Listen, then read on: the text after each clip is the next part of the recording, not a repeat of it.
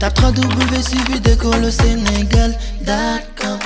À école au Sénégal, c'est facile, tu n'as qu'à te connecter. Tape école au Sénégal, les leçons sont beaucoup plus détaillées. Voilà, donc après l'exercice de commentaire en histoire, on va essayer de faire ensemble un exercice de dissertation en géographie. Donc toujours comme on a l'habitude de le faire, pour comprendre un sujet de dissertation, il faut toujours lire le sujet et ensuite lire la consigne. Donc dans un sujet de dissertation, il y a le contexte, il y a le consigne. Le contexte, c'est sur quoi porte notre réflexion, et la consigne, comme on le dit souvent, c'est ce qu'on me demande de faire. Alors, le sujet. Contexte. Le monde dans lequel nous vivons se caractérise par de grandes disparités de développement qui se manifestent par l'émergence d'espaces riches et sous-développés. Plusieurs critères ont été définis pour distinguer les aires géographiques du développement dans le monde. Consigne. Définit le développement, puis explique deux indicateurs du développement et enfin analyse deux disparités socio-économiques entre le nord et le sud. Alors, face à un tel sujet, qu'est-ce qu'on doit faire? D'abord, on avait dit lors de la dissertation et les exercices que nous avions à faire ensemble qu'il faut toujours lire le sujet. Essayer d'identifier les éléments intéressants et de les comprendre. On nous parle ici du monde dans lequel nous vivons se caractérise par de grandes disparités. Grandes disparités. Disparités, ça veut dire quoi? De développement, de disparités de développement qui se manifestent par l'émergence d'espaces riches et sous-développés. Donc, d'espaces riches et sous-développés, cela montre également les disparités qui existent. Plusieurs critères ont été définis pour distinguer les aires géographiques du développement dans le monde. C'est-à-dire quelles sont les aires géographiques du développement dans le monde. Maintenant, si je lis la consigne, définit le développement, puis explique deux indicateurs de développement et enfin analyse deux disparités socio-économiques entre le nord et le sud, cela montre à tel point que ici, on va avoir au moins un plan de trois parties. D'abord, dans la deuxième partie, on va définir le développement. Et dans la deuxième partie, on va expliquer deux indicateurs du développement, c'est-à-dire quels sont les indicateurs du développement. Et dans la troisième partie, nous allons analyser les disparités socio-économiques entre le nord et le sud. C'est tout simplement ça. Donc en dissertation, si vous comprenez ce qui vous attend, le reste devient facile.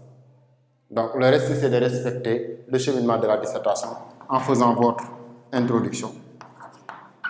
Dans l'introduction, il faut toujours faire en sorte d'avoir trois parties.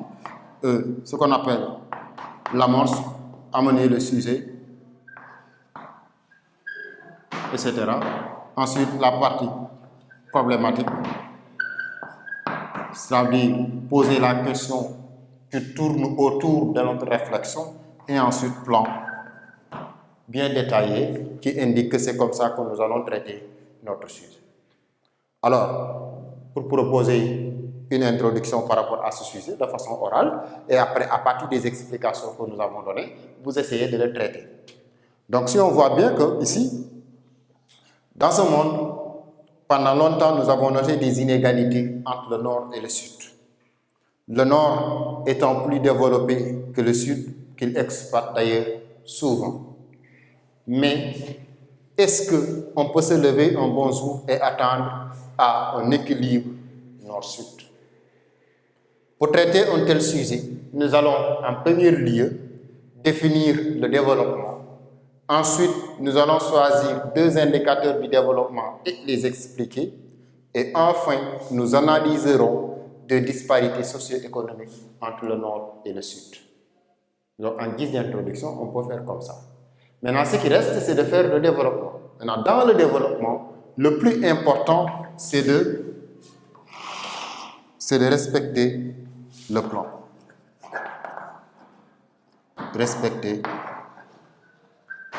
Il faut respecter le plan que tu avais proposé dans le développement.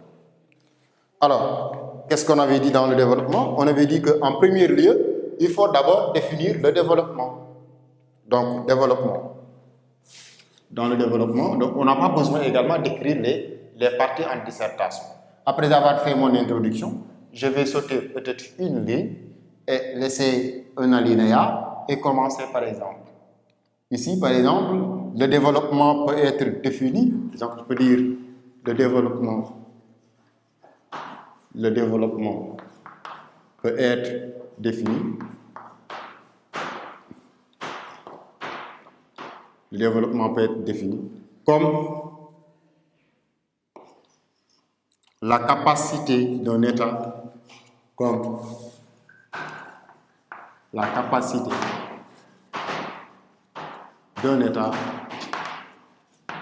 à satisfaire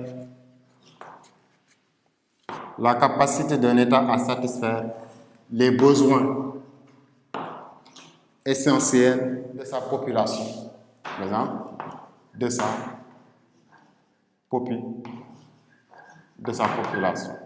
Parfois même, on peut ajouter en lui permettant d'acquérir un mieux-être nécessaire à son épanouissement, etc. Donc, l'essentiel ici, c'est de donner une définition du développement parce que c'est ce qui est demandé, définir le développement. Donc, en deuxième partie, expliquer 2 indicateurs de développement. D'abord, pour les 2 indicateurs de développement, on peut choisir. Cependant, on peut dire par exemple en phrase de transition, cependant, il y a des indicateurs qui permettent de mesurer le développement.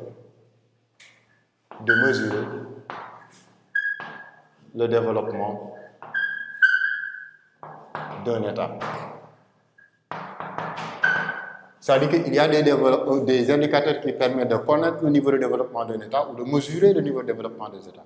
Et parmi ces indicateurs, on peut choisir par exemple le PNB, qui signifie Produit National Brut. Alors, le Produit National Brut, c'est quoi? C'est l'ensemble, on peut dire, c'est l'ensemble des richesses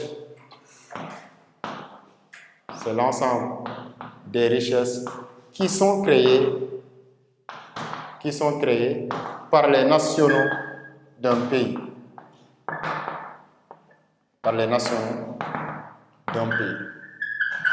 Alors ici, si le PNB est important, ça veut dire que ce pays-là peut être considéré comme un pays développé. Par exemple, un pays en voie de développement peut avoir un PNB par habitant jusqu'à 1600, un PNB national brut jusqu'à $1 600. Ça veut dire qu'ici, quand on parle de l'ensemble des richesses créées par les nationaux d'un pays, ça veut dire que par exemple, si on mesure le niveau de développement du Sénégal, sur le plan du PNB, on va regarder quelles sont les richesses qui sont créées par les Sénégalais, qu'ils vivent ou non à l'intérieur du Sénégal. Et l'autre indicateur qu'on peut prendre, c'est l'IDH, Indice de développement humain, qui a été mis en place par le PNUD en 1990. Donc l'IDH, Indice de développement humain, est un indicateur de développement qui permet de mesurer le niveau de développement d'un pays en prenant en compte plusieurs aspects. L'IDH prend en compte l'aspect éducation, c'est-à-dire le niveau d'alphabétisation,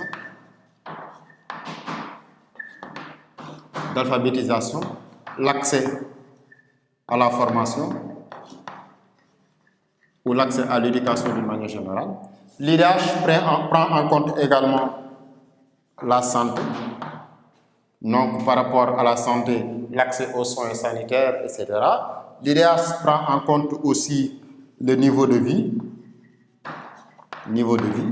Et par niveau de vie, en rapport avec la santé, on peut bien entendu parler de l'hygiène de vie et autres, etc. Et toujours par rapport au niveau de vie, on peut même faire référence à l'espérance de vie. C'est-à-dire le nombre d'années moins que peut vivre ou que pourrait vivre une personne. Donc, voilà quelques éléments, quelques exemples de l'indicateur IDH et qu'il prend en compte. Donc, si ces éléments-là sont très importants dans un État, par exemple, si l'accès à l'éducation est très facile, dans un État où il n'y a pas d'abri provisoire, dans un État où il y a beaucoup d'universités, les gens peuvent se former sur le plan professionnel comme sur le plan littéraire, dans un État où l'accès aux soins sanitaires devient très facile et accessible, il y a beaucoup de structures de santé, des hôpitaux et le plateau médical du pays est bien équipé. dans un pays où le niveau de vie, c'est-à-dire ce qu'on appelle, si les gens ont besoin de quelque chose, ils disposent de quoi acheter et satisfaire leurs besoins et qu'ils peuvent vivre très longtemps. Là, ce sont des pays qui sont des pays développés. Et enfin, troisième partie, on demande d'analyser deux disparités socio-économiques entre le Nord et le Sud. D'abord, il faut commencer par dire le Nord et le Sud. Le Nord qualifie les pays développés et le Sud qualifie les pays sous-développés ou pays en voie de développement. Donc, si Nord et Sud se définissent ainsi, quelles sont les disparités socio-économiques entre le Nord et le Sud? On peut parler de disparités économiques. Ça veut dire que le niveau de développement du Nord n'est pas le même que le niveau de développement du Sud. En général, le Nord fournit des produits manufacturés et le Sud fournit de la matière première. Et sur le plan des échanges, sur le plan de l'importation et de l'exportation également, il y a eu des disparités parce que l'échange n'est pas égal entre le Nord et le Sud. Souvent, c'est le Nord qui bénéficie plus de l'échange qui existe entre les deux. C'est ce qu'on appelle les disparités économiques. Donc, sur le plan économique, socio-économique, autant pour moi, sur le plan économique, ça existe. Sur le plan social également, les niveaux de vie, le bien-être, etc. Tout cela, il y a eu des disparités entre le Nord et le Sud. Donc voilà, pour le sujet de dissertation en géographie, l'essentiel que vous devrez comprendre pour pouvoir traiter ce sujet-là. Voilà, merci beaucoup pour votre attention et par rapport à cette partie-là. Tape www.suividecolosénégal.com.